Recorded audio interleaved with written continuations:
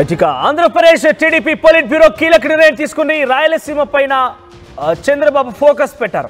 కడపలో మహానాడు నిర్వహించాలని చెప్పి నిర్ణయం తీసుకున్నట్టు తెలుస్తోంది. ఇక జగన్ ఇలాకాలో టీడీపీ మహానాడు నిర్వహించడం అంటే చాలా ఒక పక్కా ఫోకస్ పెట్టడం కిందకే అవుతుంది. ఇదంతా కూడా జగన్ ఇలాకాలో టీడీపీ పాగా వేసేందుకు పక్కా ప్రణాళికాబద్ధంగా ఇప్పుడు మహానాడుతో మొదలు పెట్టబోతోంది.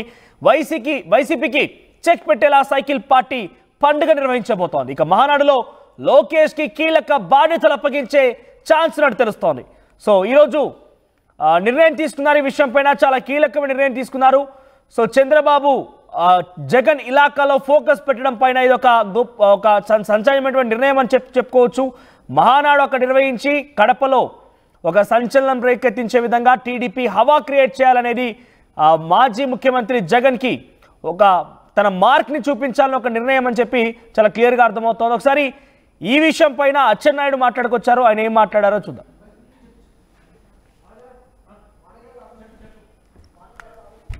రైట్, మహానాడు కార్యక్రమాన్ని కడపలో నిర్వహించేటువంటి విషయం పైన కొంత ఆసక్తి రేపుతోంది. జగన్కి కొంత స్కెచ్ వేశారు చంద్రబాబు అనేది చాలా క్లియర్గా అర్థమవుతోంది. సో ఈ మహానాడు కార్యక్రమంలోనే జగన్కి చెక్ పెట్టడంతో పాటుగా లోకేష్ని ఈ కడప నుంచి మహానాడు నుంచే కీలక బాధ్యతలు అప్పగించే అవకాశం కనబడుతోంది. మరిన్ని అప్డేట్స్ మా ప్రతినిధి రామారావు అందిస్తారు. రామారావు, కడపని స్పెషల్ ఫోకస్ గా తీసుకోవడం గల కారణం ఏంటి? అంటే కడపలో టీడీపీ ఎటువంటి ప్లాన్ తో వెళ్ళబోతోంది? మనోజ్, ఈ రోజు పొలిట్ బ్యూరో సమావేశం జరిగింది. కొద్దిసేపటి క్రితమే పొలిట్ బ్యూరో సమావేశం ముగిసింది. సో ఈ పొలిట్ బ్యూరో సమావేశంలో ఇప్పుడు చంద్రబాబు తీసుకున్నటువంటి నిర్ణయం అయితే మాత్రం చాలా ఆసక్తిగా మారింది. ఇందులో మహానాడు తెలుగుదేశం పార్టీ ప్రతిష్టాత్మకంగా మహానాడు నిర్వహిస్తుంది. అయితే ఆ మహానాడుని ఈసారి మాత్రం కడపలో నిర్వహించాలని, రాయలసీమలోని కడప జిల్లాలోని కడపలో నిర్వహించాలని నిర్ణయం తీసుకోవడం జరిగింది. అయితే ఎన్నికల తర్వాత చూసుకున్నట్లయితే చంద్రబాబు చాలా వ్యూహాత్మకంగా ముందుకెళ్తున్నారు.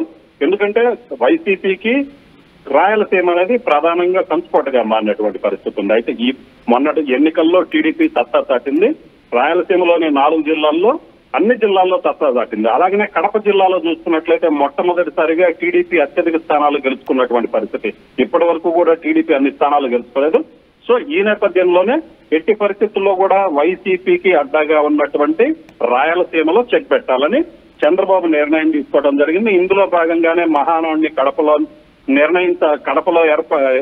పెట్టాలని కూడా నిర్ణయం తీసుకోవడం జరిగింది. అలాగనే కూడా ప్రధానంగా ఇక్కడ రాయలసీమలో వైసీపీకి పట్టుంది. అలాగనే కడప జిల్లా అనేది వైఎస్ జగన్ కి సొంత జిల్లా. సో ఇక్కడ కడపలో నిర్వహించడం ద్వారా వైసీపీకి చెక్ పెట్టడంలో వ్యూహంగా భావిస్తున్నారు. అయితే ఇక్కడ మహానాడుని సక్సెస్ చేయడం ద్వారా రాయలసీమలో వైసీపీ హవాకి ఖచ్చితంగా చెక్ పెట్టే అవకాశాలు అయితే కనిపిస్తున్నాయని రాజకీయ విశ్లేషకులు భావిస్తున్నటువంటి పరిస్థితి ఉంది. ఖచ్చితంగా రాయలసీమలోని కడపలో పెట్టడం ద్వారా జగన్ ఒక రకంగా కూడా అక్కడ వైసీపీ క్యాడర్ ని పూర్తిగా ఒక రకంగా సవాల్ చేయటం, అలాగే వైసీపీ క్యాడర్ లో ఒక విధమైనటువంటి ఆ మెసేజ్ పంపించే విధంగా కూడా మహానాడు నిర్వహించాలని కూడా చంద్రబాబు డిసైడ్ చేయడం జరిగింది. దీంతో పాటు ప్రధానంగా ఇంకొకటి కూడా ఉంది. మహానాడులో మంత్రి లోకేష్ కి కీలక బాధ్యతలు అప్పగించే ఛాన్స్ కూడా కనబడుతుంది. ఎందుకంటే టీడీపీకి సంబంధించి పార్టీ సభ్యత్వాలు మొట్టమొదటిసారిగా కోటి దాటింది. సో టీడీపీ పార్టీ సభ్యత్వాలు కోటి దాటంలో లోకేష్ చాలా కీలకంగా వ్యవహరించారు. సో దీనికి సంబంధించి పార్టీ సభ్యత్వ నమోదు పీరియడ్ పెంచారు. ఎట్టి పరిస్థితుల్లో కూడా ఖచ్చితంగా పార్టీని పటిష్టపరచాలి. గ్రౌండ్ లెవెల్లో కార్యకర్త నుంచి కూడా పార్టీ పటిష్టంగా చెయ్యాలి అన్న ఉద్దేశంతో లోకేష్ మొదటి నుంచి చూశారు.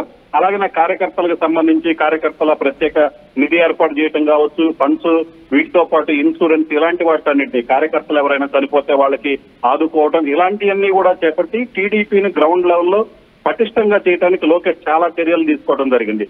సో ఈ నేపథ్యంలోనే మహానాడులో లోకేష్ కి కీలక బాధ్యతలు అప్పగించే అవకాశం అయితే కనిపిస్తుంది. ఎందుకంటే పొలిట్ బ్యూరో సమావేశంలో కూడా చాలా నిర్ణయాల్లో లోకేష్ పాత్ర ఉంది. లోకేష్ కొన్ని సూచనలు చేశారు. ఆ సూచనలు పొలిట్ బ్యూరో సభ్యులు కావచ్చు, కీలకమైనటువంటి వ్యక్తులందరూ కూడా ఆమోదించినటువంటి పరిస్థితి ఉంది.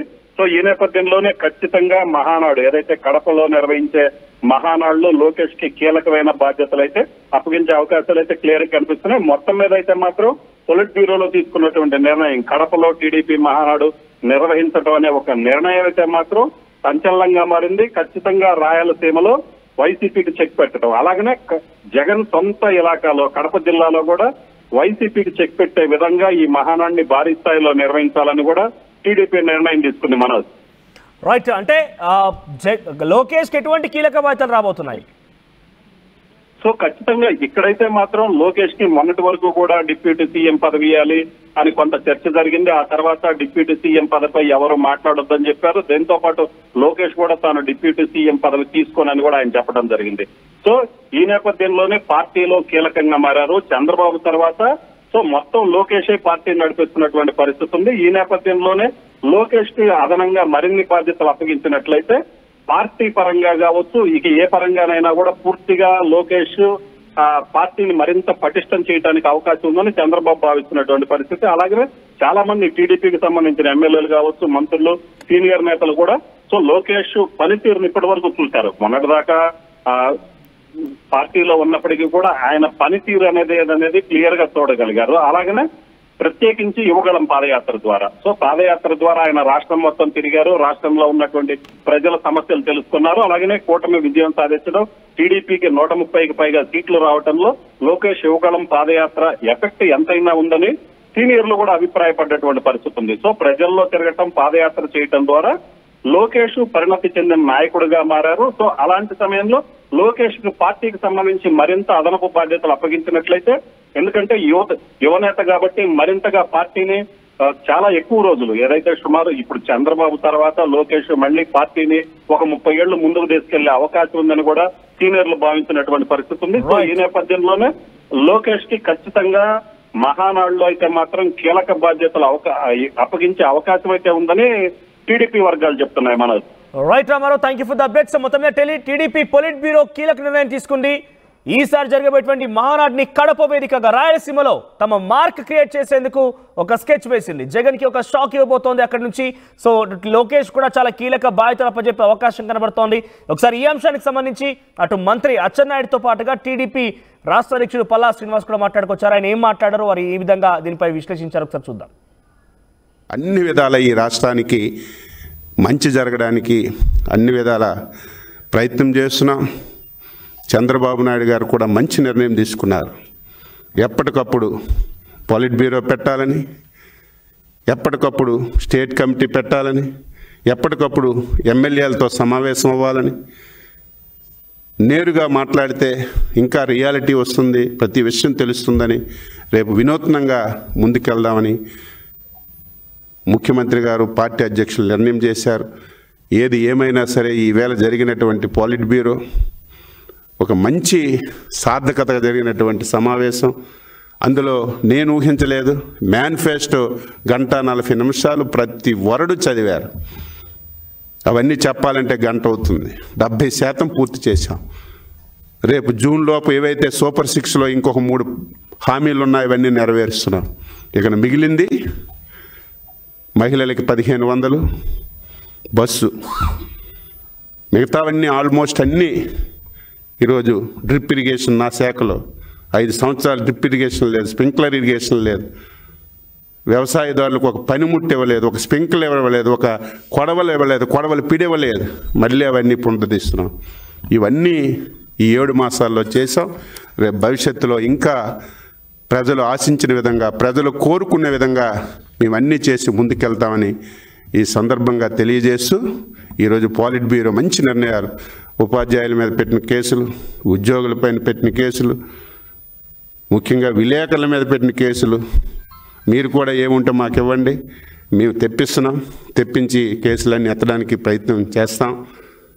ఎవరైతే ఊచకోత కోసారో, చంపేశారో వాళ్ళు తప్పనిసరిగా ప్రత్యేక ట్రిబ్యునల్ పెట్టి తొందరగా కేసులన్నీ ఛేదించి వాళ్ళకి శిక్ష పడే విధంగా ఇటువంటి మంచి నిర్ణయాలు ఈరోజు పొలిట్ బ్యూరో చర్చించాం. ఇవన్నీ ప్రభుత్వానికి సమర్పించి పరిష్కరిస్తామని చెప్పి సందర్భంగా తెలియజేస్తూ అందరికీ నమస్కారం. అలాగే మహానాడు ఈసారి కడపలో పెట్టుకోవడం జరిగిందండి. ఎందుకంటే అక్కడ అన్ని ప్రాంతాల్లో పెట్టాం కానీ కడప ప్రాంతంలో అంటే ఎక్కువ రాయలసీమ ప్రాంతంలో పెట్టుకోలేదు. అక్కడ అకామిడేషన్ ఉంటుందా లేదా అని కొంతమంది అప్రహెన్షన్స్ ఇచ్చి ఉన్నప్పటికీ కూడా అక్కడ పెట్టాలని ఒక ఆలోచన మరి జాతీయ అధ్యక్షులు వారు తీసుకున్నారు. కడపలో ఈసారి మరి 3 రోజుల పాటు మహానాడు చేసుకుంటామని చెప్పి ఈ సందర్భంగా తెలియజేస్తున్నానండి. వీటితో పాటు గ్రీవెన్స్కి సంబంధించి ఎక్కువ మంది మెయిన్ ఆఫీస్కి వస్తున్నారు కనుక అవి నియోజకవర్గ స్థాయిలో ఎవరైనా అందుబాటులో ఉండట్లేదేమో, దానివల్లే మెయిన్ ఆఫీస్కి ఎక్కువ మంది వస్తున్నారని ఒక ఆలోచనకి రావడం జరిగింది. కనుక నియోజకవర్గం స్థాయిలో ప్రతి శనివారం కూడా గ్రీవెన్స్ తీసుకోవాలా ఎమ్మెల్యేస్ అని చెప్పేసి మరి అది కూడా నిర్ణయం తీసుకుని చెప్పి తెలియజేస్తున్నాం. దాంతోపాటు శనివారం పూట ఎక్కడ కూడా గ్రీవెన్స్ ఉండేటట్టుగా ఎక్కువ మందికి, అంటే జనరల్గా పబ్లిక్ని గ్రీవెన్స్కి అక్కడ ప్రభుత్వం దగ్గరికి అంటే అధికారుల దగ్గరికి వెళ్తున్నారు, మా దగ్గరికి వస్తున్నారు. అయితే నియోజకవర్గ స్థాయిలో దాన్ని హ్యాండిల్ చేయాలనే ఉద్దేశంతో మరి ఎమ్మెల్యేస్ అందరూ కూడా ప్రతి శనివారం తీసుకోమని చెప్పడం జరిగింది. Bridging the gap between the textbook and the industry through innovation. KLH deemed to be university.